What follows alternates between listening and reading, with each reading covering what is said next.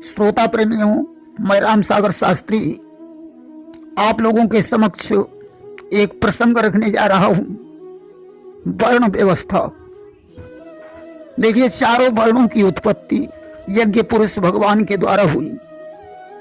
वर्ण व्यवस्था का संचालन स्वयं भुव मनु ने किया।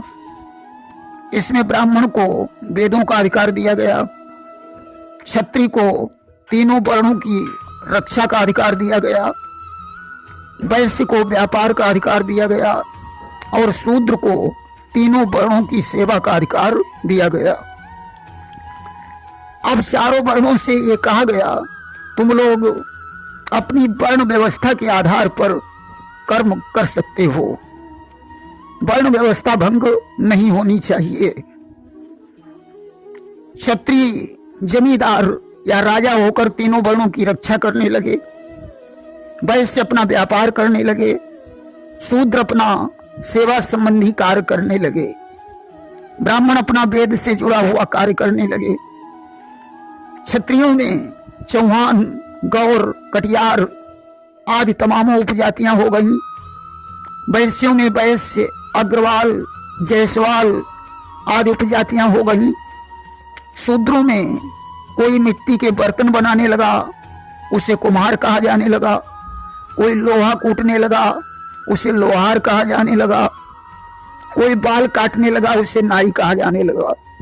और कोई खेती करने लगा, उसे किसान कहा जाने लगा। लकड़ी का काम करने लगा, उसे बढ़ई कहा जाने लगा। इस प्रकार ब्राह्मण भी अपने पूर्वज ऋषियों के आधार पर अपना कार्य करने लगे। पाठ करने वाले ब्राह्मण पाठक कहलाए, दो वेदों को जानने वाले द्विवेदी, तीन वेदों के ज्ञाता त्रिवेदी, चार वेदों में निष्णात चतुर्वेदी, शुक्ल यजुर्वेद में पारंगत शुक्ला, वेद के अतिरिक्त अध्ययन करने वाले उपाध्याय, अपने प्रण पर अडिग रहकर पांडित्य कृत्य करने वाले पांडे, वाजपेयी यज्ञ करवाने वाले वाजपेयी, अग्निहोत्र कर्म में होशियार ब्राह्मण अग्निहोत्री, दीक्षा देने वाले दीक्षित, मिले जुले या मिश्र कर्म करने वाले मिश्रा, ब्राह्मण व्यवस्था व्यवस्थित करने वाले ब्राह्मण अवस्थी, नगर में रहने वाले ब्राह्मण नागर, झाड़ फूंक का कार्य करने वाले ओझा कहलाए।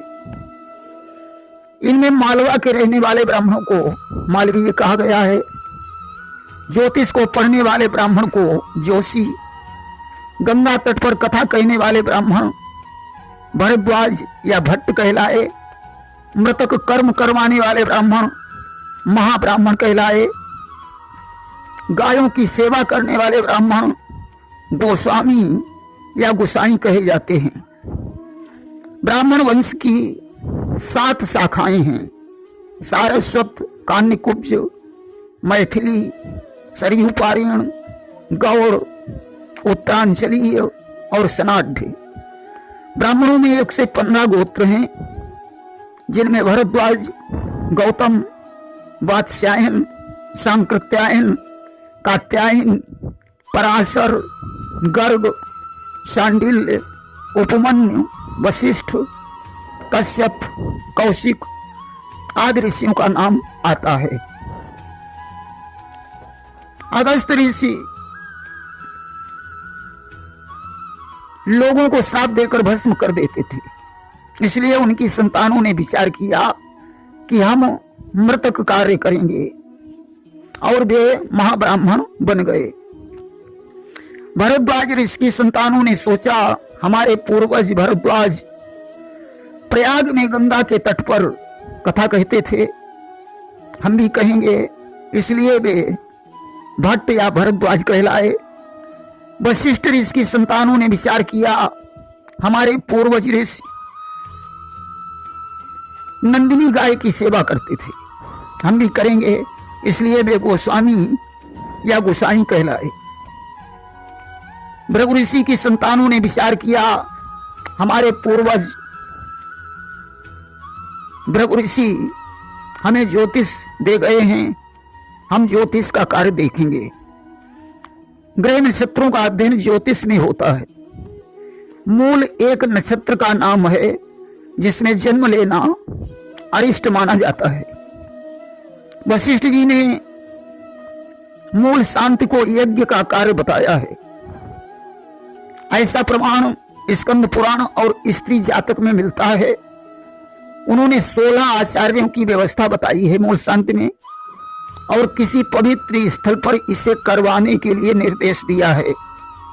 इसे सूतक का कार्य नहीं माना गया है, इसलिए मूल शांति नहा धोकर करवाना चाहिए और इसकी सामग्री अपवित्र स्थानों में नहीं विसर्जित करनी चाहिए। सूतक का प्रमाण 10.5 दिन तक ही माना जाता है, अतः मूल शांति छूत की अज्ञारी नहीं है। बाल मुड़वाने का कार्य मृत्यु कार्य में होता है, अतः सिर नहीं मुड़वाना चाहिए। घट स्नान के बाद नामकरण संस्कार होता है, इसलिए दूसरे आचार्य की व्यवस्था की जाती है। जोशी सूतक का दान लेता है ऐसा कोई प्रमाण नहीं है। हाँ, जब मृतक कार्य में 5 दिन में बाल बनवाए जाते हों तो वो दान सूतक का माना जाएगा। 13 दिन और 27 दिन का सूतक नहीं हो सकता है। सूतक सिर्फ 10.5 दिन का होता है। 10.5 दिन के पहले का दान सूतक का दान नहीं माना जाएगा। मूल शांति में जोशी सभी ब्राह्मणों, सभी क्षत्रियों, सभी वैश्यों और सभी शूद्रों का आचार्य है। जोशी सूतक का कोई दान नहीं ले रहा है, यह समाज की भूल है। जोशी निष्कलंक और शुद्ध है। देखिए, तीनों वर्णों में अशुद्ध जातियां हो सकती हैं, परंतु ब्राह्मणों में कोई भी उपजाति अशुद्ध नहीं मानी जाएगी, क्योंकि जहां से अग्नि की उत्पत्ति हुई है वहीं से ब्राह्मण की उत्पत्ति हुई है। अग्नि सर्वदेवमय है, ब्राह्मण भी सर्वदेवमय है, इसलिए वह तीनों वर्णों को शुद्ध करता है। भगवान विष्णु सर्वदेवमय हैं, वह ब्राह्मण को खुद शुद्ध कर देते हैं। ब्राह्मण चाहे ग्रहों का दान ले, चाहे भिक्षा का दान ले, चाहे मूल शांत का दान ले, चाहे मृतक का दान ले, परंतु अछूत नहीं माना जाएगा। ब्राह्मण मंत्र का अधिकारी है, अग्नि स्वरूप है। जिस प्रकार अग्नि में पड़कर हर चीज भस्म हो जाती है, वैसे ही ब्राह्मण के पास पहुंचकर उस दान के समस्त दोष भस्म हो जाते हैं। इसलिए सभी ब्राह्मण अनुष्ठान के अधिकारी हैं, अन्य वर्ण इसके अधिकारी नहीं हैं। वर्ण व्यवस्था को कायम रखना पहले मनु जी के हाथ में रहा, व्यवस्था ठीक रही। त्रेता में एक ब्राह्मण पुत्र की मृत्यु हो गई। वर्ण व्यवस्था भंग होने से राम ने उसे ठीक किया। द्वापर में सूत जी पुराण सुनाने लगे।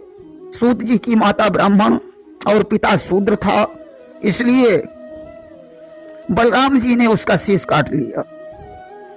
ब्राह्मण की पहचान माता से नहीं पिता से होती है।